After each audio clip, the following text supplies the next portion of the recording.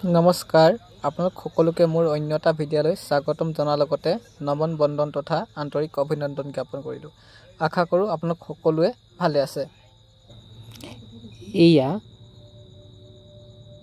Doctor Bhupen Hazarika সেতুৰ ওপৰত সৌৰশক্তি প্ৰকল্প উদ্বোধন কৰিবৰ বাবে অসমৰ মাননীয় মুখ্যমন্ত্ৰী ডক্টৰ হিমন্ত বিশ্ব শৰ্মা উপস্থিত হ'বহি।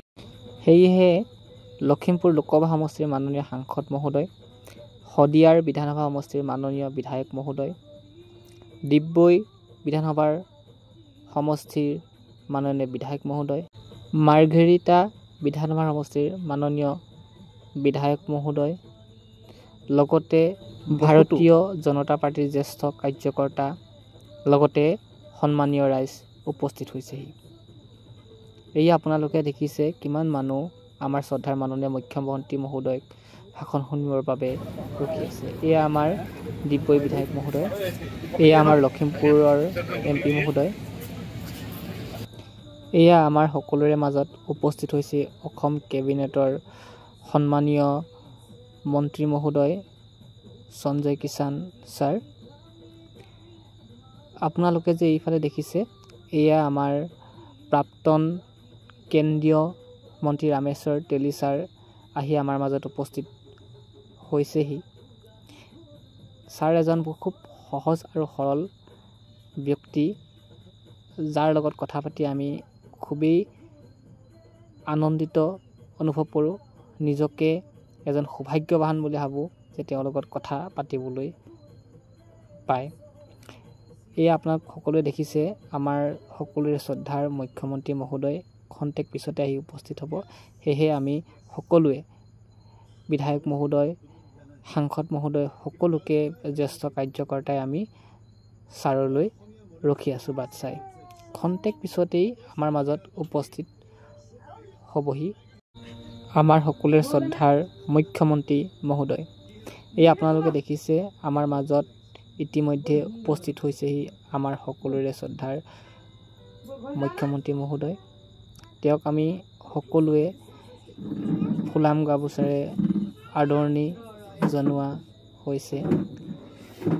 এয়া তেখেতে এখোজ দুখোজকৈ মঞ্চলৈ আগুৱাই গৈ আছে। আপোনালোকে এয়া দেখিবলৈ পাইছে মঞ্চৰ ভিতৰলৈ তেওঁ কিদৰে সোমাই গৈছে। আজি এই শুভ মুহূৰ্তত আমাৰ শ্ৰদ্ধাৰ মহোদয়ে ডক্টৰ ভূপেন হাজৰিকা সেতুৰ ওপৰত সৌৰশক্তি প্ৰকল্প উদ্বোধন কৰিব, যাৰ ফলস্বৰূপে ডক্টৰ ভূপেন হাজৰিকা সেতুৰ ওপৰত আলোকেৰে সদায় দিনৰ কাৰণে আলোকিত হৈ থাকিব। আজি এই শুভ মুহূৰ্তত শ্ৰদ্ধাৰ মুখ্যমন্ত্ৰী মহোদয় অসমবাসীৰ লগতে শদিয়াবাসীক বহুকেইটা গুৰুত্বপূৰ্ণ উপহাৰ দিব বুলি আমি সকলোৱে আশা কৰি বাট চাই আছোঁ। আৰু এয়া দেখিছে আমাৰ শদিয়া ৰাইজে ছাৰক কিদৰে ভাষণ শুনিবৰ বাবে বাট চাই আছে। এয়া আপোনালোকে দেখিছে আমি সকলোৱে